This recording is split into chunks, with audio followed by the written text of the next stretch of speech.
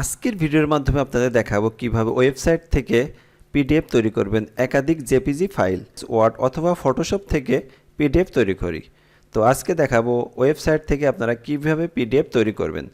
তো এজন্য আপনাকে একটা ওয়েবসাইটে যাইতে হবে। তো তার আগে আমি এমএস ওয়ার্ড থেকে আপনাদের পিডিএফ করাটা দেখাই। তো এমএস ওয়ার্ড থেকে আপনারা পিডিএফ করবেন কিভাবে, সেক্ষেত্রে আপনার এমএস ওয়ার্ডে আপনার টাইপ করার পর সেভ অ্যাজ একটা ক্লিক করবেন।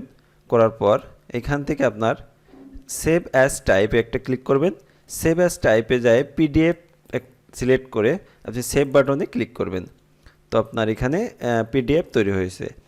তো ওয়েবসাইটের মাধ্যমে একাধিক ফাইল জেপিজি ফাইলগুলো আপনি কিভাবে পিডিএফ করবেন, তো সেক্ষেত্রে আপনার একটা ওয়েবসাইটে যাইতে হবে। ওয়েবসাইটের নাম I love পিডিএফ। তো আপনার ফোন থেকে অথবা ডেস্কটপ থেকে আপনি এই কাজটি করতে পারবেন। তো এখানে যে আই লাভ পিডিএফ লেখার পর ইন্টার প্রেস করার পর এইখান থেকে আমরা যে www.ilovepdf.com এই ওয়েবসাইট থেকে, তো এই ওয়েবসাইট থেকে আপনি পিডিএফ টু ওয়ার্ড বিভিন্ন ফাইল এখান থেকে আপনি করে নিতে পারবেন। তো আজকে দেখাবো আপনি কিভাবে জেপিজি ফাইল থেকে পিডিএফ তৈরি করবেন। তো জেপিজি ফাইলে একটা ক্লিক করব, জেপিজি টু পিডিএফ। এখান থেকে যে কাজটি করবেন আপনার ফাইলটা সিলেক্ট করবেন। তো এখান থেকে আমি কয়টা ফাইল সিলেক্ট করলাম। করার পর তো ফাইলগুলো সিলেক্ট করার পর কনভার্ট টু পিডিএফ এখানে একটা ক্লিক করবেন। ক্লিক করার পর আপনার আপলোড হইতে একটু সময় নেবে।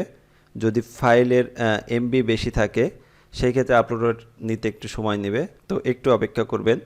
তো এইখানে যে পিডিএফটি তৈরি হবে, তো সবকটা ফাইল A4 সাইজে তৈরি হবে। তো আপনার পরবর্তী কাজ করতে খুবই সহজ।